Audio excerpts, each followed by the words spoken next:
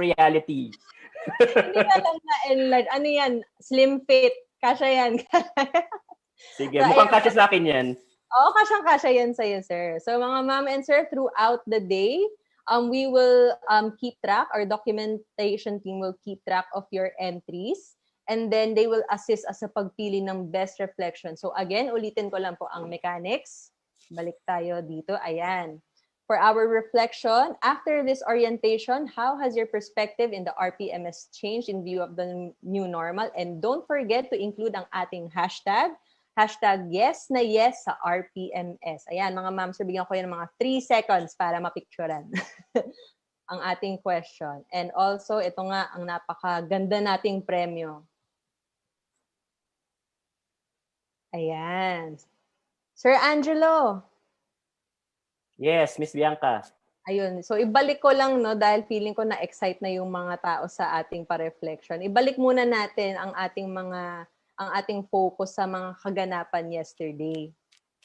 Sir, napansin ko during episode 2, parang ang daming engagement nga. So, not just mga positive feedback of support, but also maraming katanungan ng ating mga kaguruan tungkol sa phase 2. Tama ba?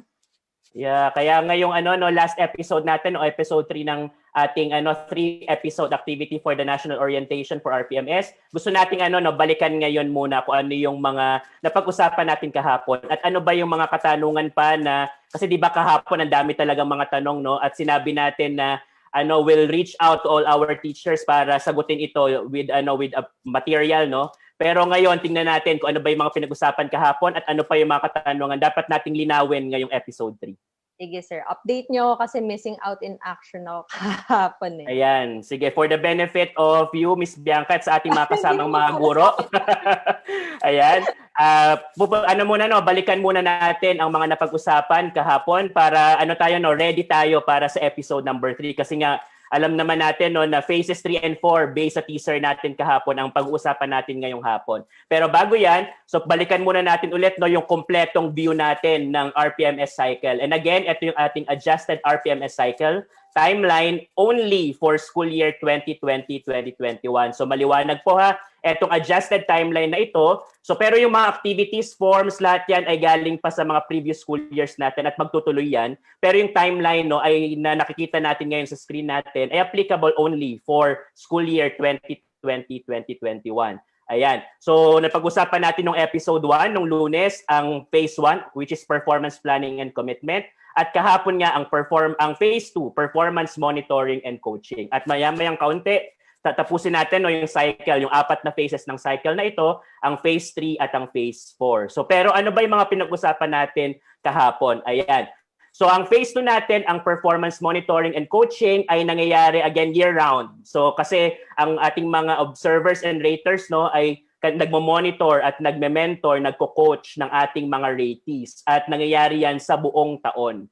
And meron tayong checkpoint Miss Bianca na March 20 I believe March 2021 yan dapat. Yan ang ating checkpoint para sa phase 2 which is the mid-year review. So diyan sa puntong yan sa buwan na yan ay talagang i-check natin kung ano yung nagiging progress na ng bawat isang teacher sa pag-accomplish na at sa pag-implement ng RPMS for school year 2020-2021. So yan ang ating phase of the RPMS cycle. At ano nga ba yung mga pinag-usapan natin, Miss Bianca, na mga activities sa under phase 2? So una ay performance monitoring and coaching at yung mid-year review and assessment niya na ginagawa pag March 2021 for this school year. Again, school year 2020-2021. Ayan. So ano ba yung mga forms? So may activities tayo year-round na monitoring and coaching. Tapos may checkpoint tayo sa mid-year ng March 2021. So ang mga forms natin na ginagamit sa puntong ito ng cycle ay una, RPMS tools kasi nandyan ang mga objectives, nandyan ang MOVs, nandyan ang performance indicators. So kaya talagang kailangan ay mabasa natin yan at maintindihan natin ang laman ng RPMS tools. At nakikita nakita natin during the past 2 episodes ang link kung saan natin ito pwedeng ma-access. Also, we'll be using IPCRF, the self-assessment tool, the development plan using the performance monitoring and coaching form. Na kahapon nga na-appreciate ng ating mga viewers at ng ating mga teacher guests kung paano natin diniscuss or inexplain kung paano nga ba talaga nag-accomplish ng performance monitoring and coaching form at paano ito nakakatulong sa parte ng rater at sa parte din ng ratee. And also, since may checkpoint tayo ng mid-year review, so meron tayong form na gagamitin dyan, which is the mid-year review form. And then, output natin after this phase ay yung agreements natin based on the performance monitoring and coaching form, the accomplished mid-year review form, the updated IPCRF development plan, and also ang ating portfolio. Kasi dyan na natin ilalaman, dyan natin i-organize yung ating mga naunang mga MOVs ng before the mid-year review. So yan yung mga activities, mga forms at mga outputs na pinag-usapan natin in depth kahapon sa ating episode number 2. Ayan, Miss Bianca, ano pa ba ang ilan sa ating mga kailangang i-reiterate sa puntong ito ng ating recap ng episode kahapon? Pinapakita po namin ito sa ating mga viewers para mas maintindihan po natin na meron tayong dalawang RPMS tools or Teacher Performance Assessment Instruments. Una, para sa mga teachers na gagamit ng proficient tool at yung pangalawa ay sa mga teachers na gagamit ng highly proficient tool. At alam niyo po ang pagkakaiba, una sa color coding pa lang, ang ating green colored tools ay para sa mga teachers na gagamit ng proficient tool at ang ating blue-colored tools ay para sa mga gagamit ng highly proficient tool natin. And Ms. Bianca, at makita natin kung ano dapat ang kanilang kailangang hanapin sa RPMS tool. So pinapakita namin ito ngayon para kasi we had 2 school years, school year 18-19 saka 19-20 na tayo ay meron ng RPMS aligned to the Philippine Professional Standards for Teachers. So ngayon po, pag meron kayong mga gamit na materials, hawak na materials, kailangan po ang hanapin ninyo ay itong version na ito ng RPMS tool. So pakihanap lang po ng ating mga ratees at ating mga raters ang version na may nakalagay na RPMS tool in the time of COVID-19. So para po tayo hindi tayo maligaw sa tools na ating gagamitin. Hanapin po natin ang ang indications na yan na RPMS tool in the time of COVID-19. And that will also be applicable sa ating mga COT rating sheets, sa ating mga COT rubrics. Makikita natin yung annotation na yan na those tools are for in time of the COVID-19. Okay? Sige po. And also, pinakita din natin yung mga 11 RPMS objectives for school year 2020-2021. At dito nga na-test ang pagbabasa ng Sir Caloy kahapon. At kaya hindi siya nakasama sa atin ngayon kasi magpapahinga muna siya at sasama siya sa mga susunod nating mga engagements. So, pero ayan, nakikita natin dyan sa slide na yan na meron tayong naka-highlight yung objective number 1 sa objective number 3. At sinabi ito ni Sir Caloy kahapon na yung dalawa na yan ay very familiar para sa ating mga kasamahang guro. Kasi ang objective number 1 at ang objective number 3 ay nakita na natin yan ng school year 2018-2019 at school year 2019-2020. Okay? Sige, doon tayo sa mga sumunod na mga RPMS objectives para sa school year 2020-2021. Nakikita ulit natin na naka-highlight ang objective number 7. So aside from 1, 3, and then we have objective number 7. Ito ay ulit, isa sa mga familiar na indicators para sa atin or objectives para sa atin kasi yan po ay nakita na natin sa mga nakaraang school year. So meron tayong 3 out of the next 11 RPMS objectives for school year 2020-2021 na familiar sa atin. Now, aside from those 3, sige, Ms. Bianca, pakita natin, then sa next 11 objectives na yan, meron tayong objective number 5. Pakita natin, Ms. Bianca, objective number 5 ulit. Ayan. So aside dun sa mga familiar, yung 1, 3, and 7, meron tayong objective number 5. But this is not an indicator na nakita na natin in the previous years. Etong objective na ito ay especially selected for this school year as learners and the people across the globe in general have been affected by the COVID-19 pandemic. And this way, the way teachers adjust and modify the teaching and learning delivery is captured in this year's RPMS. So yung objective number 5 ay bagong indicator ngayong school year na ito At yan ang ating justification kung bakit natin yan sinama sa school year 2020-2021. At siguro Miss Bianca, bago tayo mag-proceed dun sa next na slide natin, ay gusto din nating i-clarify sa ating mga manonood ngayon na again meron tayong tatlong objectives na isa-subject sa classroom observation. And again, those are objectives 1, 5, and 7.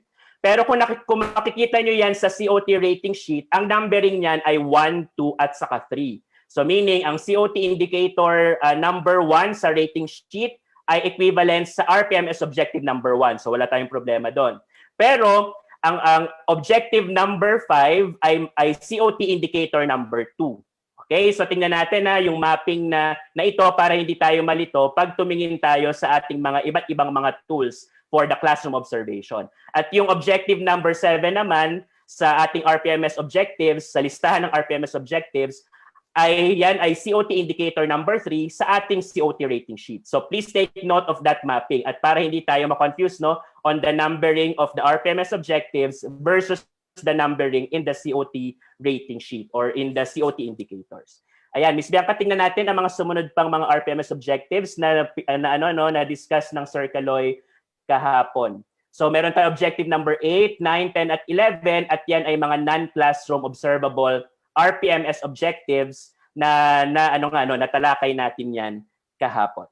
Sige, tingnan natin ngayon. Aside from this, gusto din natin ipakita, Ms. Bianca, sa ating mga viewers, ang ating mga nakolektang mga tanong simula kahapon. Para mabigyan natin ng linaw, pwedeng nasagot na ito kahapon or pwedeng hindi pa rin nasagot. Pero yung mga nasagot nating tanong, gusto nating mas maliwanagan. Ngayon, bago tayo mag-proceed sa ating natitirang dalawang phases ng RPMS cycle. Okay, so una nating tanong. Nakita mo ito, Ms. Bianca, na una, will SPED, Madrasa, and ALS, salamat, Ms. Bianca, will SPED, Madrasa, ALS, T1 to T3 use the same RPMS tool as regular teachers? So ano ang sagot natin dyan? Gagamit ba ng parehong tool ang ating mga SPED teachers, Madrasa teachers, at ALS teachers katulad ng ating mga nasa formal schooling? So ang sagot natin ay yes. Thanks to the PPST or the Philippine Professional Standards for Teachers, the RPMS tools are generic enough to be used by all teachers across learning areas and grade levels. So meaning kahit na ikaw ay SPED teacher, Madrasa teacher, ALS teacher, yan ay ang mga RPMS tools natin ay applicable para sa inyo kasi ito ay ginawa as generic, very generic enough to capture the all the teachers in the different learning areas and in the different grade levels. At nakikita din natin ngayon sa screen natin na ang iba't ibang mga specific na teaching positions na gagamit ng anong tool.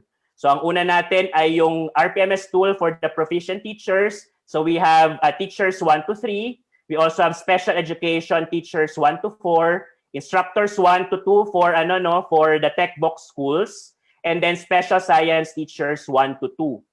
So yan so nakita natin yung mga specific teaching positions na gagamit ng proficient tool. Again, T1 to T3, SPED teacher 1 to 4, instructor 1 to 2, at special science teacher 1 to 2. Now for the highly proficient tools, sino mga gagamit nito? So we have master teachers 1 to 4, special education teacher 5, at special science teacher 3 to 4. At makikita niyo yung mga positions na yan, una pa lamang sa electronic self-assessment tool. So kung na-explore nyo na yung ESAT, makikita nyo na nagpapalit yung yung tool depende sa teaching position. So ito yung listahan natin ng mga specific teaching positions na gagamit ng specific na RPMS tool. So let's go to the second question na nakuha natin from yesterday's episode. So ito yung isa sa mga marami sa ating mga viewers ang nagtatanong at kailangan natin i-clarify para para mas maayos nating mapag-usapan ang phases 3 and 4 ng RPMS cycle. So ang pangalawa nating tanong, what is the basis for choosing a mode of alternative classroom observation? Diba nasabi natin kahapon na meron tayong tatlong options. So pero ano nga bang basihan ng kung ano dapat or kung saan dapat ma-observe si teacher? Anong mode nga ba? Sige, pakita natin yan. So the alternative classroom observations shall depend on the learning modality that you as a teacher or your school adopts. So again, modes ito. Maybe ginamit natin yung term na options. Pero again, the options are tailored fit to a specific modality. At meron guidelines tayo na pinakita kahapon kung kailan dapat na online observation, kailan dapat na ang classroom observation ay observation of a video lesson or observation of a demo teaching via the learning action cell. So kailan nga ba? So yung online observation ay para sa mga merong online synchronous classes. So regardless of the number of classes or the number of learners. Basta meron kang teaching load na meron kayong online synchronous class, then automatically your classroom observation mode would be the online observation. Now, kailan ka pwede na observation of a video lesson? So that will only be used when option 1 is not possible. So ang natin kasi parang naka-arrange to in this order para din kasi kung napansin niyo nga, alam ko nabanggit ito kahapon, ng online observation yan ang closest to the face-to-face classes. So kaya kung meron kang online synchronous, then go to online observation. Now, kung hindi possible sa yung option 1, then you go to option number 2, which is observation of a video lesson, and these are for teachers who adopted the online asynchronous learning. Okay? So kung hindi pa rin applicable sa iyo ang 1 at ang 2, punta ka ngayon sa 3. And this is observation of a demo teaching via lab, and this will be used when options 1 and 2 are not possible. Now, this is parang tailored fit then in that sense that these are for teachers who adopted pure modular learning, radio-based instruction, and the TV-based instruction. So ayan ang ating mga options or modes of alternative classroom observation. So ngayon pakita natin yung mga protocols natin at tingin ko hindi ito na pag-usapan natin ito pero mas maganda na makita ng ating mga viewers ang diagram ng ating classroom observation process and protocols. So magsimula tayo sa unang option or unang mode which is the online observation. So ayan pakita natin lahat ng mga steps. So sa online observation, which is the first option or the first mode, ganito siya mangyayari. So makikita nyo din po ito sa ating memo na ng ating guidelines for the RPMS for school year 2020-2021. At makikita natin dito na for online observation, kinakailangan pa rin na mag-submit or mag-prepare ng lesson plan and instructional materials kasi bilang guro talaga namang pag magtuturo tayo, kailangan natin mag-prepare. So and the automatic outputs of preparation are the lesson plan and the instructional materials. So sulat tayo ng lesson plan, gawa tayo ng instructional materials, and gamitin natin siya for the online observation. At makikita natin yung buong proseso from the pre-observation to the observation proper at sa post-observation. Pero take note that kahit na kayo ay nag-prepare kasi yun naman talaga ay natin duty as a teacher ng lesson plan and instructional materials for the classroom for the objectives which are subjected to classroom observation. Again, objectives 1, 5 and 7, yan ay yan ay hindi na kailangang ipasa or i-submit as part of your MOBs. Ang kailangan nyo lang based from yesterday's discussion ay ang ating COT rating sheet or inter-observer agreement form para sa proficient at highly proficient teachers or teachers using the proficient and the highly proficient tool. At may dagdag lang na proof of attendance of colleagues para sa ating mga teachers na gumagamit ng highly proficient tool. Ayan. So yan ang protocol para sa online observation. So pakita naman natin ngayon ang observation of a video lesson. So ito ang protocol, halos similar to the first diagram para sa unang mode or unang option. Pero dito ngayon ay wala ng online synchronous, walang pagkikita virtually ang teacher at ang mga learners natin. So dito kailangan si teacher ay mag-record ng kanyang sarili habang nagtuturo ng lesson. So ang tanong kahapon, gaano ba kahaba ang video lesson or ang na kailangang i-prepare ni teacher para ipasa or i-submit no para sa classroom observation. Ito ay sinabi sa guidelines para sa mode number 2 or option number 2 na kailangang i-record ang ating sarili, nagtuturo tayo. So meaning kung gaano talaga katagal yung intended lesson duration, so yun po yung ating gawin for the video lesson. So kung tingin po natin ay kailangan buo siyang kung gaano man kahaba yung class time niyo, then do that. But maybe shorter than that kasi sabi sa guidelines din na this can be or this video lessons can be used as supplementary material. So baka a portion of your lesson pero siguraduhin natin na na-target natin yung 3 objectives na isa-subject to a classroom observation at bibigyan ng rating afterwards. Ayan. So makikita natin yan sa ating mga materials na nasa link natin for RPMS 2020-2021. Now, pakita natin ang protocols and processes sa pangatlong mode or pangatlong option. Yan naman ang observation of a demo teaching via the learning action cell.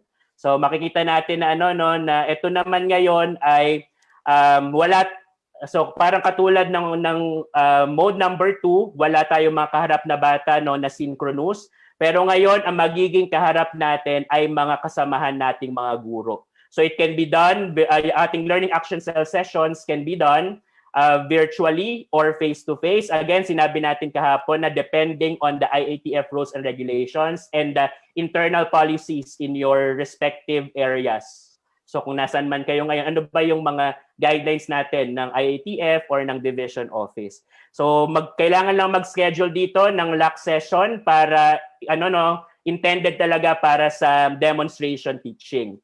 At pwede tayong magkaroon ng 5 to 15 teachers as members of the LACs based yan sa DepEd Order number 35, series of 2016. At ang mga teachers ang magiging mga bata para sa sa option na ito or para sa mode na ito. So again, ito pong pinapakita natin na diagram ay makikita natin sa mga materials na nasa link natin for RPMS 2020-2021.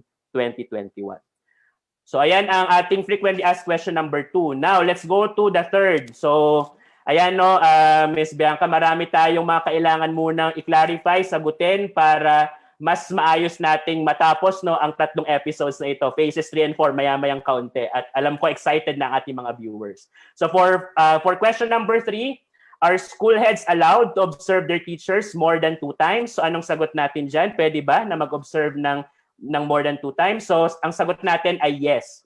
But only, so may may disclaimer tayo, but only those 2 observations that the ratee and the school head or the observer, kung master teacher man yan or head teacher, agreed to as official observations will be part of the ratings or the portfolio. So pwedeng more than 2 times, but kung ano yung pinag-agrihan ni ratee at saka ni rater or observer, yan lamang ang magiging part ng ating teacher rating or teacher portfolio. So sana po maliwanag yan sa ating mga kasamaan na nanonood ngayon sa atin via DepEd Philippines. Now, the fourth one na ating kailangang sagutin ay how many MOVs or means of verifications do we need to present?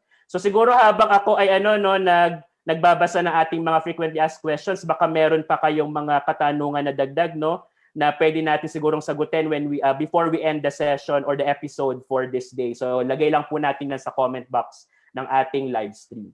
So ilan nga bang kailangang MOVs na i-present or i-provide sa ating portfolio? So ang ating sagot ay the number of MOVs or means of verification to be submitted vary from one objective to another. So, di ba nakita natin doon sa ating summary kahapon na iba-iba nga based on the objective. And ating suggestion or recommendation sa ating mga teachers ay please refer to your RPMS tools, either the proficient tool or the highly proficient tool, to know what and how many MOVs are required per objective. At saka malalaman nyo din po doon, paano nga ba ako paano ako makakakuha ng rating na 5 sa RPMS for quality, for example, or for efficiency, or for timeliness. So kailangan ang una nating tignan bago tayo mag-proceed sa RPMS cycle na ito ngayong taon ay ang ating RPMS tools. Let us try to understand ano nga bang objective, ano bang MOV, ano bang mga performance indicators. Sige, let's go to question number 5. At sana nasasagot na ang mga katanungan sa isipan pa ng ating mga viewers hanggang ngayon. At para clear na wala nang masyadong gray areas para para mas maayos yung ating transition to the last two phases of the RPMS cycle. So for question number 5, are we allowed to present or provide MOVs obtained from October to December 2020? So anong sagot natin? So ang sagot natin ay para sa specific na RPMS objectives 1, 5, and 7. These are the objectives that will be subjected to a classroom observation.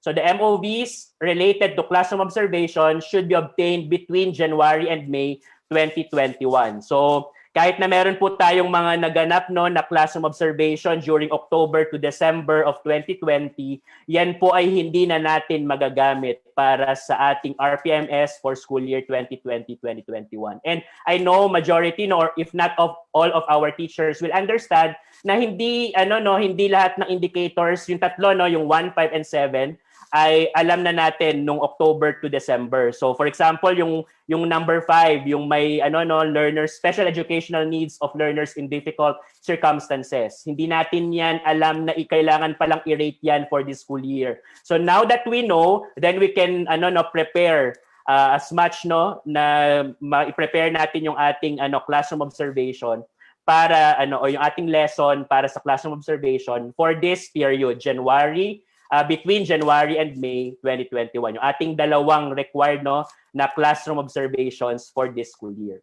Now, for the remaining RPMS objectives, aside from 1, 5, and 7, so those will be 2, 3, 4, 6, and 8 to 12, the MOVs or the means of verification obtained from October to December 2020 until May 2021 can be provided. So pwede yan. So hindi ibig sabihin walang masasayang na mga documents, materials na nagawa natin na October to December, which is the first quarter of the school year. Pwede natin yang ma-provide the MOV, but only for the objectives objectives dun sa 12 natin aside from the 1, 5 and 7. So except 1, 5 and 7, pwede natin yang i-provide for our RPMS portfolio. Now, our question number 6 is, are we allowed to provide or present MOVs for objective 12 which were already provided in the other objectives? Sige, anong sagot natin dyan? At sana maliwanag ito sa ating mga viewers ngayong hapon. So, ang sagot natin ay no. Pag na-provide mo na ito na MOV sa RPMS objectives 1 to 11, then the same MOVs or those same MOVs are not anymore allowed to be provided for objective 12 or the plus factor. Kasi nga yung objective number 12 ay plus factor na talaga. So yung mga proof ng iyong involvement in some webinars or as module writer, pwede mo yang ilagay sa objective number 12. Pero for example, actually may mga supplementary materials tayong ginagamit for objective 1 to 11 at wala din naman yan dun sa listahan natin for objective number 12. So ang ating general principle lang, pag nagamit mo ng MOV sa objectives 1 to 11, hindi mo na siya pwedeng gamitin. That same MOV ay hindi mo na siya pwedeng gamitin for objective number 12, which is the plus factor. So magbigay tayo din ng isang sample, for example, you have a self-learning module that you have prepared at ginamit mo siya sa objective number 2. Pero nag-participate ka din, your output is the SLM, pero you have been involved as a module writer. So yung involvement mo, yung certificate mo as showing that you have been involved as a module writer, pwede mo naman siyang gamitin sa objective number 12 kasi nakalagay doon proof of involvement as a module writer. But your module na nagawa mo ay doon lamang sa objective number 2 mo siya pwede ilagay. And kung makikita nyo din naman objective number 12, wala tayong nakalistang SLM doon. So, magkaibang MOV yung SLM saka yung certificate of your involvement as a module writer. Okay? Sige, let's go to the question number 7. And I think this is the last para makapag-proceed na tayo sa ating phases 3 and 4. So, ayan, for our last question, is it required that supplementary materials to be provided in objectives 2 to 4 are those that were used during classroom observation? Ito yung nasagot na rin kahapon, pero gusto nating liwanagin ang sagot natin dito. Meron kang supplementary material na ilalagay sa objective 2 to 4. Kailangan bang yon ay mga ginamit mong materials during your classroom observation? So ang sagot natin dyan ay no. These supplementary materials made by the ratee and used in the lesson delivery may or may not have been used during classroom observation. So pwedeng ginamit mo siya or pwedeng hindi mo siya ginamit during the classroom observation. You can provide those as supplementary materials in for example objective number 2, number 3 and number 4. So siguro Miss Bianca bago tayo mag-proceed sa ating natitirang dalawang phases, may dadagdag din ako siguro Miss Bianca balik tayo ng kaunti sa question number 6. Question 6. Okay, so ayan. So yan malinaw po na yung na-provide na natin na MOV, same MOV for objective 1 to 11 ay hindi na natin pwedeng gamitin for objective number 12. At siguro idagdag ko din dito pero related to this question pero ayan nasagot na natin yung 6. So pero siguro a related question to that is what if di ba may supplementary material tayo for objective 2 to 4? Okay? So objective number 2 to 4 meron tayong supplementary material. Pero di ba for example, we have SLM or lesson plan or video lesson. Yun bang ginamit natin na lesson plan for example as an MOV's objective number 2, pwede natin siyang gamitin kay 3, pwede din ba natin siyang gamitin kay 4? So ang sagot natin diyan ay pwede. So for example, a one lesson plan or one video lesson ay pwede natin i-provide sa objective number 2, number 3 at number 4 for as long as, so maliwanag ito, for as long as you are sure that the MOV that you are providing for objective 2, 3, and 4 is or are targeting those particular objectives. So kunwari, objective number 2, yung positive use of ICT. Yung 3 ay tungkol sa critical and creative thinking. So yung mga yon dapat, kung gagamit ka ng isang MOV, pwede mo yung gamitin in objective 2, 3, at 4, pero make sure that those or that MOV ay tina-target or are targeting that particular those particular objectives. Okay, so I think Ms. Bianca na i-present natin ang ating mga nakuhang mga questions from yesterday at sana maliwanag na po ito sa ating mga kasamahang mga guro na nanonood sa atin ngayon. Yes, Sir Jello. Thank you. Parang nag-session ka na lang ulit ng phase 2. Yeah.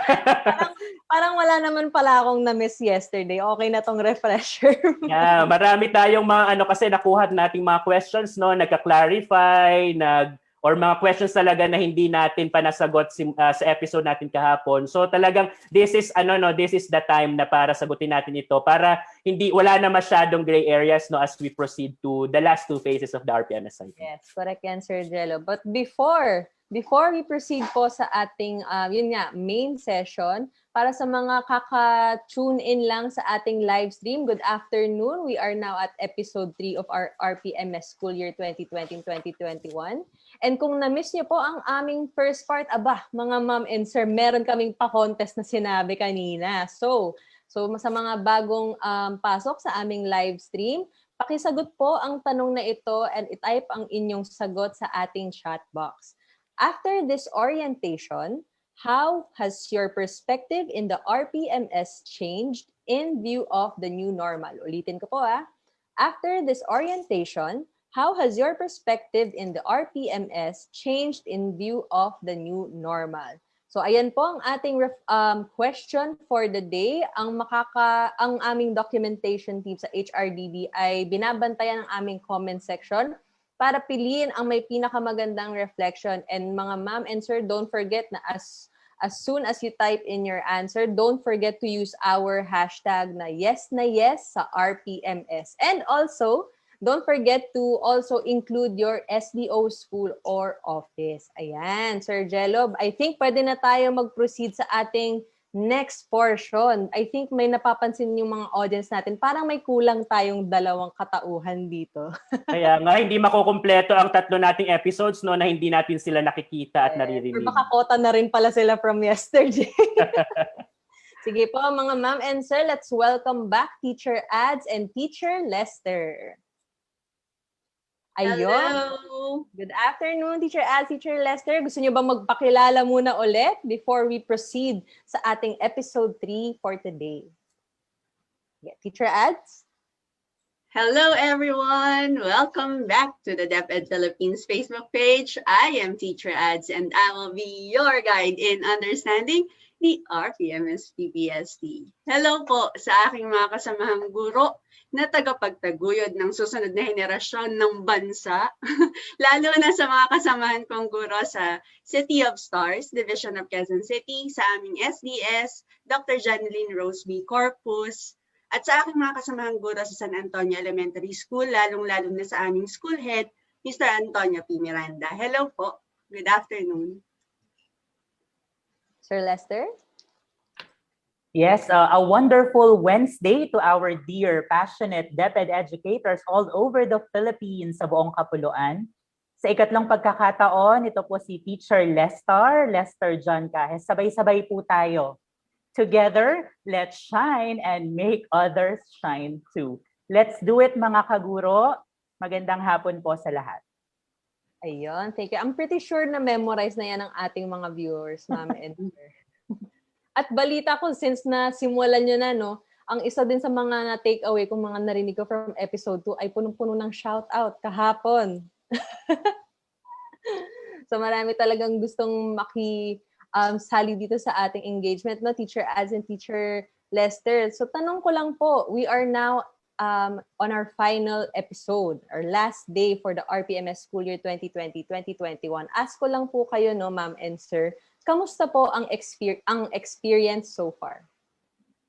Teacher Lester, sige, ko pala, Teacher Ads. Kapag habang sumagot kami, may t-shirt din kami. O naman! Magawasan yung term. Sige natin. Dapat maganda yung sagot. Sige, ma'am. Kamusta Tama po kayo, Ma'am Bianx. Ang dami pong nagpapa-shoutout. Kaya iniisip ko, wag na tayong tumuloy sa phase 3 tsaka sa phase 4. Mag-shoutout na tayo. Totoo, kung pwede lang talaga. Biro lang. Pero seryoso, nakakatuwa yung experience na ito. Kasi pinanood ko yung recorded episode 2 natin kahapon. Maraming kaguruan sa Pilipinas na nagpapasalamat dahil napakaliwanag daw. At nung nanood ako kahapon, sobrang liwanag nga talaga, pati ng mukha ko. Wala pa lang nagsabi, Ma'am Bianx, na mukha na pala akong multo sa screen. Hindi ka na-informs. Magbawas ng ilaw. Kaya pala silaw na silaw ako. Pero nakakatuwa yung response kasi meron mangilan-ngilan na questions. Pero sigurado, sa haba ng diniscuss kanina ni Sir Jello, nasagot naman yun kanina. So thank you very much, Sir Jello, para sa pagka-clarify ng mga bagay na yan. Yes, thank you, sir. Ayun. Teacher Ads, pahingi naman ng konting ilaw mo. No, mula dyan sa City of Stars. Parang gusto ko rin manghingi, Sir Lester. Oo, pahingi naman ng konti. Ako po ay napatawag ng management kahapon dahil sa haba ng aking shoutout. Hindi, joke lang. Joke lang po. Mabait ang ating mga director. So, ako naman po, no, in terms of the feedback, marami tayong nakuhang tanong, no, mga reflection in terms of, ako personally, marami akong nakita on classroom observation rather. So, nakakatuwa na isa ito din sa mga binibigyang pansin, no, binibigyang tuon ng ating mga guro kung paano talaga magagamit yung mga objectives na ito sa loob ng classroom o kung hindi man during the online observations or using the other alternatives. So, maganda yung nagiging focus. But of course, we also consider the other objectives just the same. Isa pa, no, yung paggamit ng PMCF, feeling ko isa na to sa mga favorite ko at favorite ng marami, no? Taas nga kamay, lahat ng mga favorite din ng PMCF na, no, starting yesterday. Oh, yun, may mga kasama ako. Feeling ko we started to appreciate it even more. And eventually, ini-expect ko, no, that we would eventually leverage the use of PMCF, no, bilang parte ng pagbibigay tulong sa mga kapwa natin dito. You know what, Teacher Ad, Sir Jello, and Miss Bianca, tuwing nabibigyan kasi tayo ng pagkakataong makasama sa mga regional and national training on RPMS. During those times, nakakatuwa na makakuha ng positive feedback from the regional and division trainers. Pero iba pala talaga yung feeling kapag yung mismong teachers na yung nagsasabi sa'yo, no, na nauunawaan nila talaga, and they really appreciate yung mga examples na binibigay natin. So all positive comments which lead me to the conclusion na maaring dahil third year na ito, no? I mean, we've been doing this for quite some time, yung RPMS-PPST. Marahil mas lumalawak yung awareness, and this awareness fosters acceptance eventually. So talaga namang nakakatuwa po. Ayun. Thank you, Sir Lester, Teacher Ads. Sir Angelo, what do you think? Proceed na kaya tayo sa phase 3 and 4? Kakayanin ba natin this afternoon? Yes, tingin ko ay very excited na rin natin mga viewers. No, katulad ng sinabi nga ni Teacher Lester at ni Teacher Ads, talagang marami tayong natutunan from yesterday's episode. At parang inulit ko yung buong episode kanina ng magsagot na ating mga frequently asked questions. So, pero for sure, ready ng ating mga viewers para sa ating natitirang dalawang phases of the RPMS cycle. So, proceed na tayo, Miss Bianca, Teacher Ads, and Sir Lester. So punta na tayo sa phase 3 of the RPMS cycle. And that is performance review and evaluation. Ayan. So tignan natin, ano nga bang ginagawa sa phases na ito? Ano ang mga tools at ano ang mga outputs na kailangan nating gawin para sa third phase of the RPMS cycle. At again, yan ay mangyayari sa third week of June 2021 or a week after the graduation. And again, take note po ulit sa ating mga viewers na ang ating timeline para sa RPMS cycle ngayong taon ay based on the adjusted RPMS cycle timeline only for school year 2020-2021. So ano nga bang mangyayari dito sa phase na ito? So tingnan natin. So we have these activities, year-end review and assessment, evaluation of portfolio, and computation of final rating. So, diba after phase 2 na year-round, may mid-year, year-round na mentoring and monitoring and coaching, meron din tayong mid-year review. So, pagdating ng phase 3 ay dyan na magkakaroon ng year-end review and assessment. So, after the entire cycle of the RPMS, ano nga bang naging performance natin? So, tayo ay ngayon susukatin at the year-end review and assessment. And then again, siguro para din sa ating mga viewers ngayon, kailangan nababanggit na natin simula pa ng episode number 1 natin na kailangan na natin mag-prepare ng portfolio with our MOV. So una pa lamang sa media review, tapos ngayon sa phase number 3 ay kailangan natin na buo na yung ating portfolio for the entire school year 2020-2021. And then we'll compute the final rating for our IPCR form. So being mentioned ng ating IPCRF or the Individual Performance Commitment and Review Form, isa yan sa ating mga forms na gagamitin para sa phase number 3. Kasama pa rin ang ating RPMS tools na pinaka-importante dahil nandyan ang objectives, nandyan ang MOVs, nandyan ang performance indicators. Makakatuwang pa rin natin ng dyan sa phase na yan, ang results ng self-assessment tool, ang development plan using the performance monitoring and coaching form. Na sinabi nga ni Sir Lester kanina ay very sure na tayo na marami nang naka-appreciate niyan nang diniscuss natin ang form na yan during the last episode. And then during phase 3, we also have to accomplish or to have the signed portfolio and the IPCRF with computed final rating. So lahat po ng yan, yung activities na yan, forms and outputs will be for phase number 3, the performance review and evaluation. Sige, pakita naman natin ngayon, nakikita natin sa screen ang matrix ng ratee, rater, and approving authority in the results-based performance management system. So kailangan natin din itong pagtuunan ng pansin kasi meron tayong mga nakuhang tanong simula kahapon. Sino nga bang ang dapat narrator or observer? Sino dapat approving authority for a teacher, for the ALS implementer? So nakuha natin yung mga tanong na yan din kahapon. So kailangan natin ito ipakita sa ating audience ngayong episode na ito. So unahin natin, we have the head teacher and the master teachers as the ratees. So kung ikaw ay head teacher or master teacher as ratee, sino ang iyong rater or observer? So based on the matrix, it should be the principal or the school head. So we are saying that it can be the full-fledged principal or the school head designated to your school. So meaning designated by the school's division superintendent, sa kanya binigay ang designation na yon at ang confidence to lead the school or to lead and manage the school. So meaning regardless of the item or the position title of the teacher, but he or she is designated as a school head, so siya na yang magpa-function as the principal or the school head, being the rater or observer of a head teacher or a master teacher. Now, the approving authority is dependent on the size of the division. So the superintendent for small and medium divisions at assistant superintendent naman po natin for large and very large divisions. Now, you can see in the matrix that there are 2 rows for teachers. So bakit nga ba merong 2 rows for teachers as ratees? So unahin natin yung una. So we have, for example, you're a teacher ratee, and you don't have any master teacher, head teacher, or assistant principal in your school, then the first row for teacher is applicable to you. So ang iyong rater observer will be your principal or your school head, and the approving authority is either the SDS or the ASDS depending on the size of the division. Now, what if meron naman na master teacher, head teacher, or assistant principal in your school and you're a teacher ratee, then the master teacher or the head teacher or the assistant principal will serve as your ratee or your observer. And that in that case, the approving authority is your principal or your school head. So please take note, ating mga viewers ngayon, mga teachers and also mga observers and raters, that the difference between the 2 rows for the teacher ratees.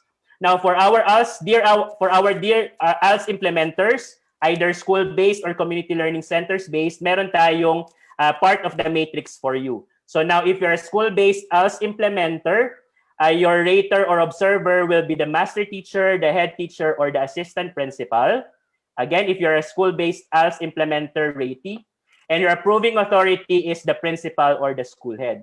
While if you are an ALS teacher, but you're based in the community learning center or in your respective CLCs, ang inyo pong rater observer will be the education program specialist for ALS, and your approving authority is the chief of the curriculum implementation division.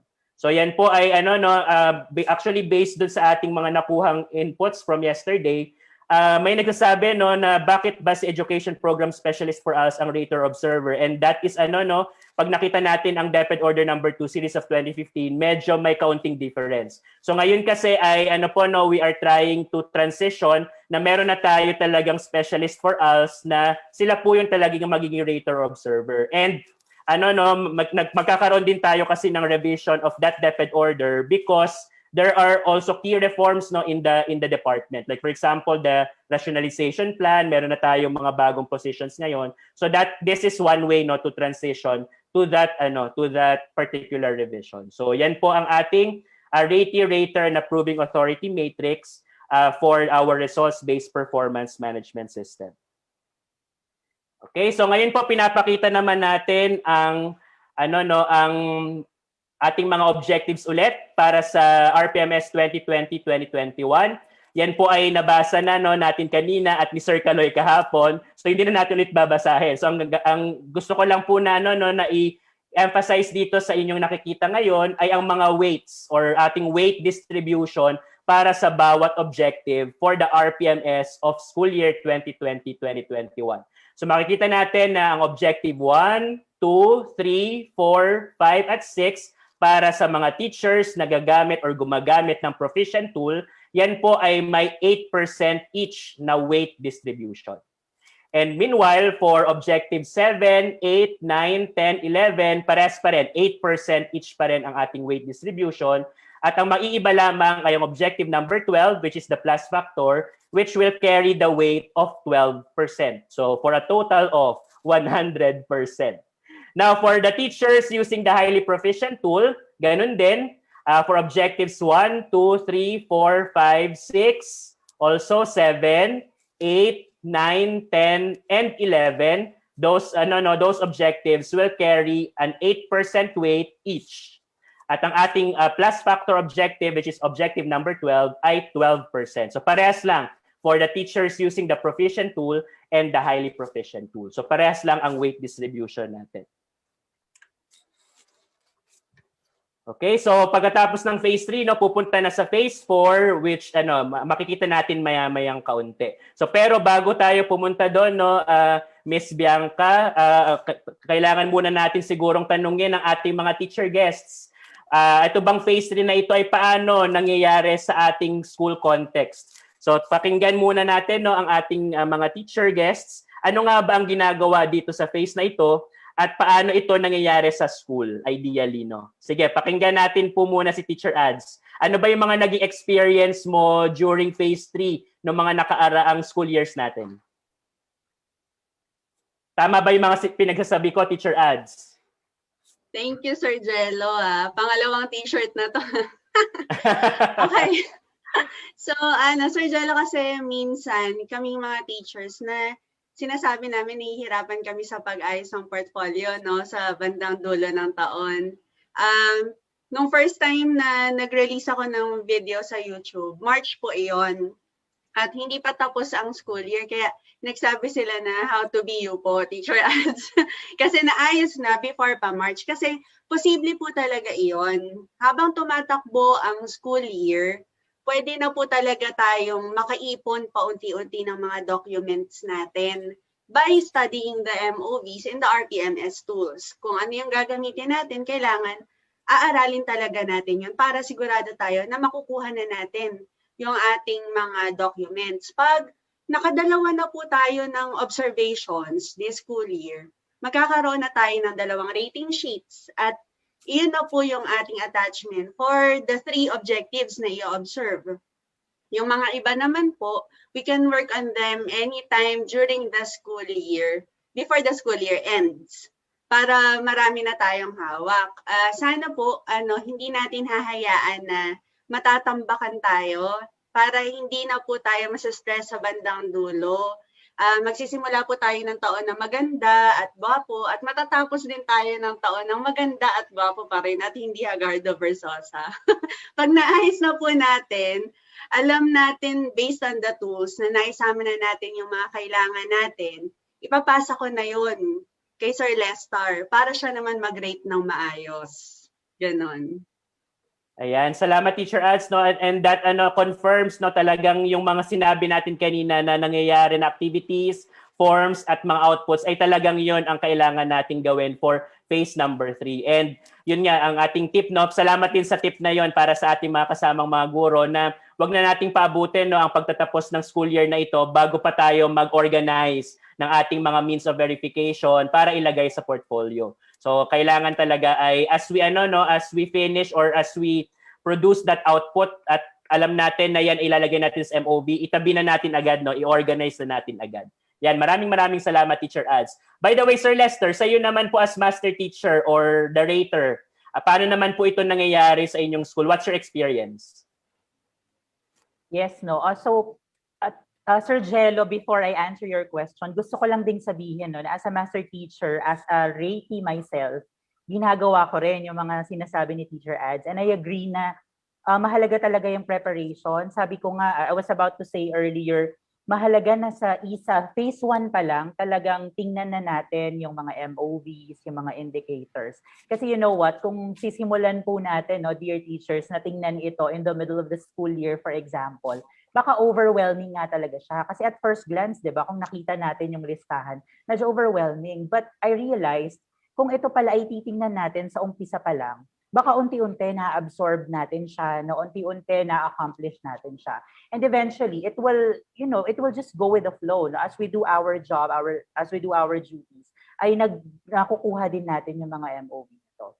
Ngayon, Sir Jello, sa tanong mo naman, no, actually, more than sharing of practice, gusto kong mag-share ng realization ko ngayon, no, mula dun sa mga napag-usapan natin. Parang I'm starting to think na I should commit myself to continuously study, tuloy-tuloy na pag-aralan yung mga RPMS objectives. Siguro po sa mga kapwa ko master teachers, no, especially yung mga tumatayo pong raters and observers, mahalaga na tuloy-tuloy po nating pag-aralan yung RPMS objectives, no. On the level of the Philippine Professional Standards for Teachers, at the same time, on the level of familiarization with the tools. Halimbawa na lang po dun sa ating, kung napansin nyo, no, may mga classroom observable indicators na hindi gagamitan ng COT. Pero hindi po tayo pinabayaan ng RPMS, no, dahil makikita natin doon sa ating tool na may mga explanations, no. Halimbawa na lang sinasabi doon what it means to use ICT positively. Halimbawa, no. Ano ba yung ibig sabihin kapag gumamit ng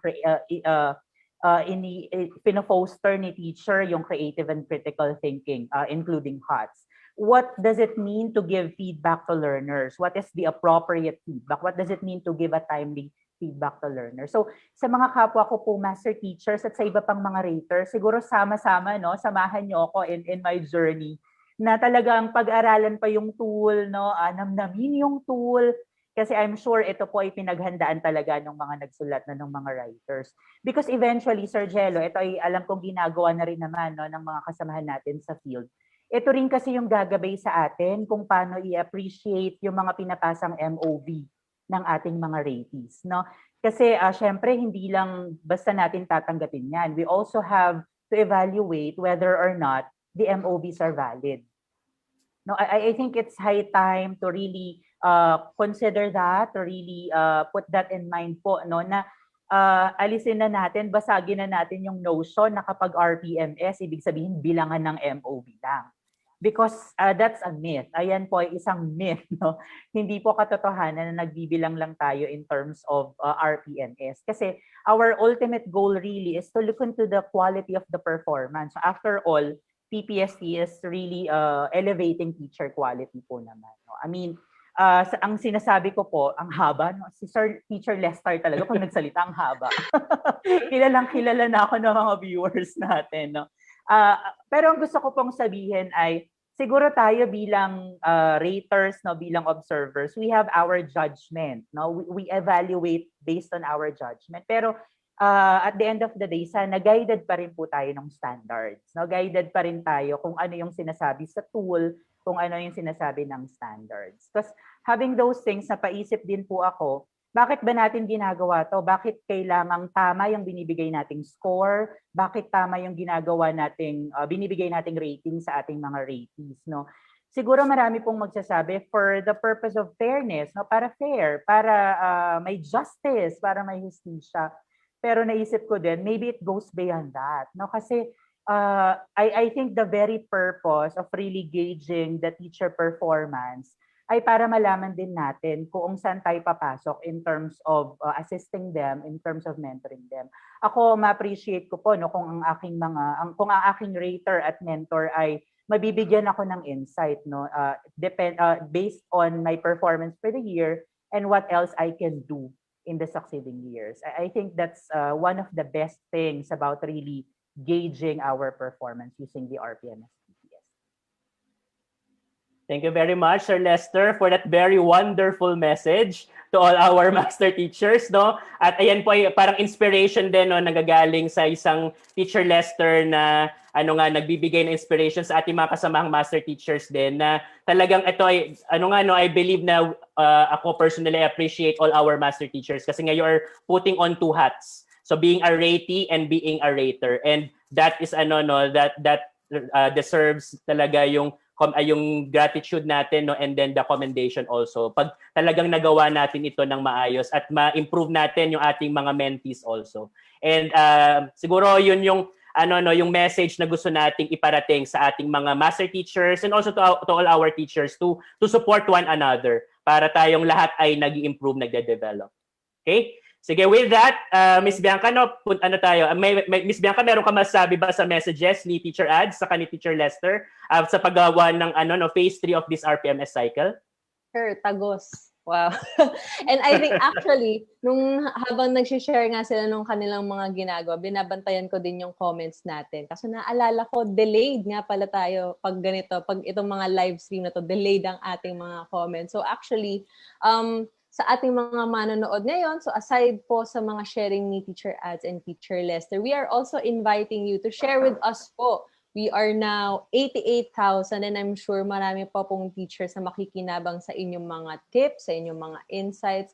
lalo na for this phase 3, itong topic natin ngayon, please share with us ano ba yung sa tingin nyo ay yung inyong mga best practices when it comes to phase 3. Sir Angelo, siguro sa akin, parang in a nutshell, no, nung pinapakinggan ko si Teacher Ads and si Teacher Lester, parang ang pinaka-key takeaway ko na to me na-apply ko as someone na nagtatrabaho sa DepEd ay talagang wag maging professional crammer. Yun lang naman talaga, we have to build that discipline na talagang i-organize ang ating buhay at the start of the year. Kasi ako rin naman po ay may IPCRF at kanya-kanya rin naman tayo nag-iipon ng ating mga MOVs and making sure na tayo ay natatrack ang ating performance, even checking kung ang ginagawa ba natin ay may quality. Is it efficient? Is it timely? So, kahit magkaiba kami ng opisina na pinapasukan ni Teacher Ads and Teacher Lester, even to me po, very nakaka-relate ako sa kanilang mga pinagdadaanan. And also na-appreciate ko rin ang tips para ako din ay professionally mag-improve sa opisina. Ayun po, Sir Angela. Ayan, salamat Miss Bianca. No, nasumagot ka rin ng aking katanungan. So ngayon ay pupunta na tayo sa huling phase ng ating RPMS cycle. At maya-mayang kaunti ay maririnig natin ulit sila Teacher Ad saka Teacher Lester kung ano nga ba ang mga tips nila para sa ating mga kasamahang guro, and also to our master teachers. Ano ba yung mga tips and also paano nga ba ito ginagawa talaga sa school at paano natin ito ma-improve pa yung pag-implement nito.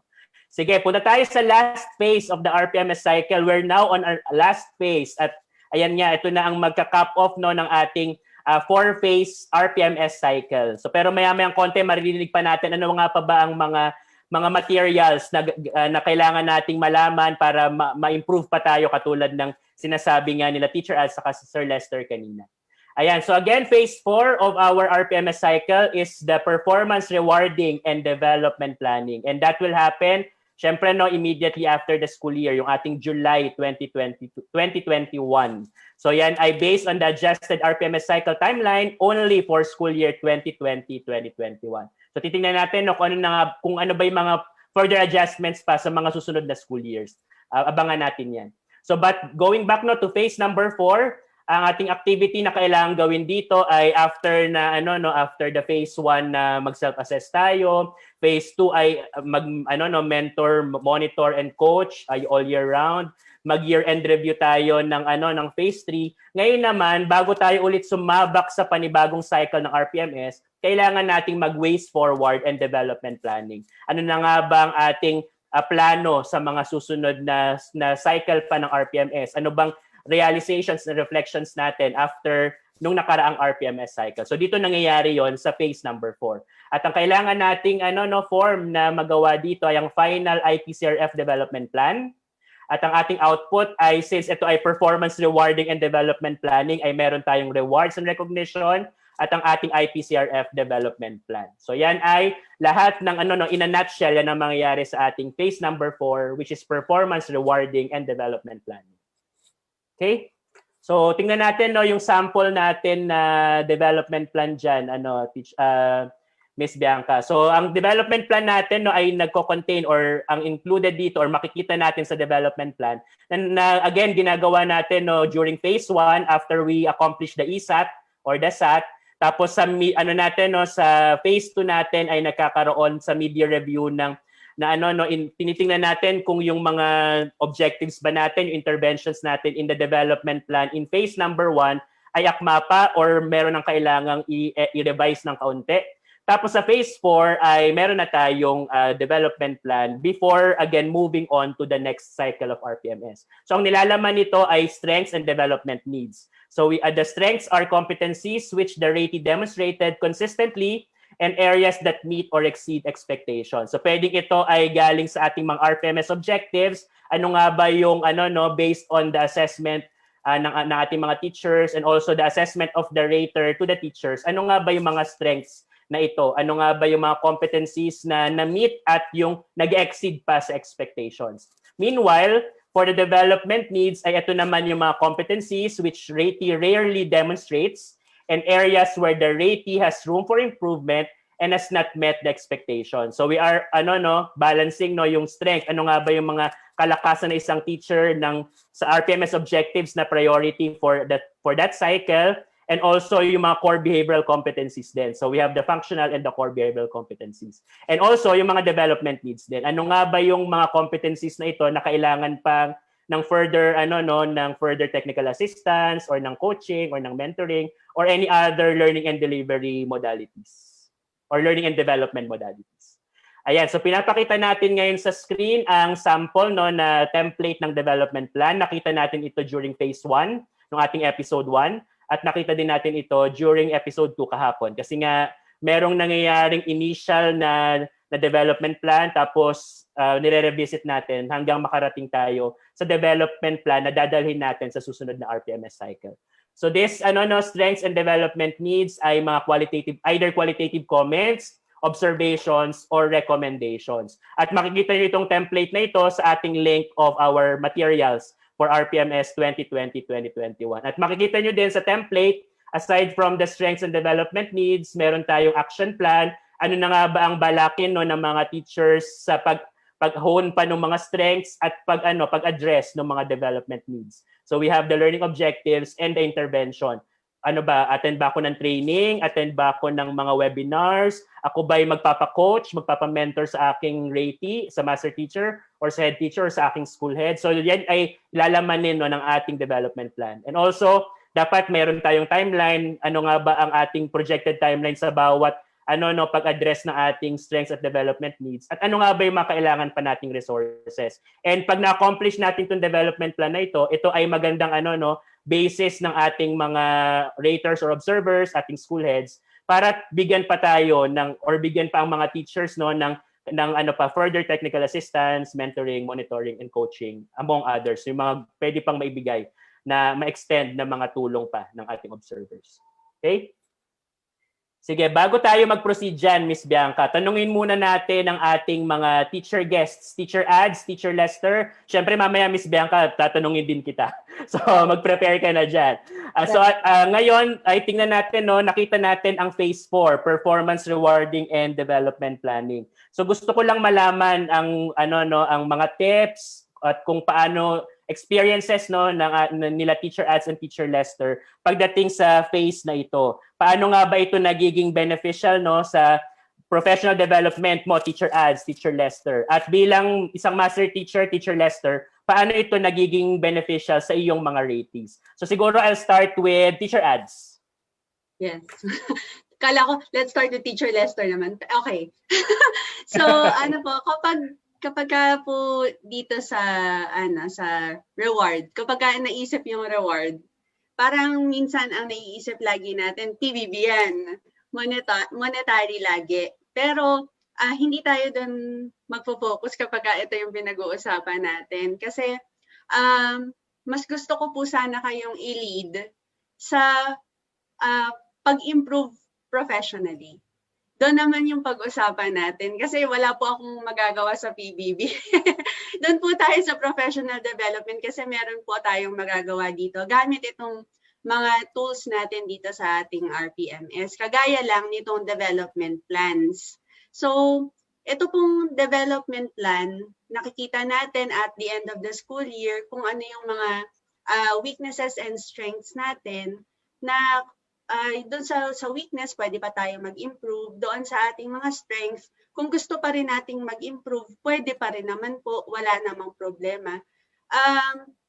Mas nakikita ko na minsan kasi kapag nakasulat yung mga bagay, mas nagiging clear para sa atin kung ano yung gusto nating marating. Hindi pwede na sasabihin mo lang sa sarili mo na, sige, mag-i-improve ako bukas. Pero, hindi naman concrete. Walang malinaw na gusto kang makita sa sarili mo. Itong development plan po na ito ay makakatulong sa atin para mas maging directed ang ating mga gagawin para sa ating development plan. Ganon din po siguro yung kay Sir Lester. Yes, Teacher Ads. Copy and paste. Siyempre may idudugtong. Alam na mga viewers na may idudugtong ito. Ang isa nga sa na-appreciate ko po sa DP ay yung reflection. Kasi dun sa mga unang parts ng IPCRF, for example, ang nakikita natin ay bukod sa objectives ay mga numero. No, pero as we proceed with this part, no, with the part 4, dito tayo nakakakita nung more on the qualitative aspect naman, no. And ito yung sinasabi ko pong kanina na as a result sana ng performance rating ay nililid tayo toward professional development, kagaya ng sinabi ni Teacher Ads kanina.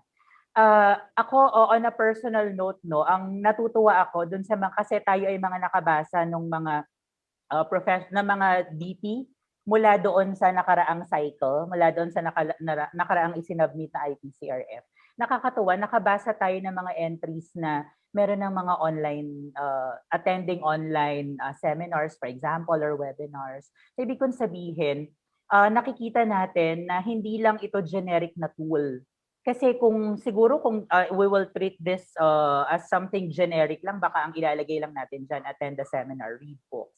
Pero nakita natin yung effort, no, particularly nakita ko yung effort ng mga mentees ko, ng mga fellow teachers ko, na talagang yung kanilang pinaplano na gawin, yung recommendation nila na gawin for them to really enhance these particular competencies ay swak din, no, sa konteksto natin ngayon. Kumbaga, hindi lang nila to tinapos just because they needed, no, to attach this to the entirety of the IPCRF. But really, I'm looking forward na gagawin talaga nila kung ano man yung isinulat nila. No? Ako din, kagaya ng sinabi po ni Teacher Ads, minsan kasi gusto nating baguhin lahat ng bagay sa mga sarili natin. Minsan, pag tinanong tayo, anong gusto mong i-improve ngayong taon?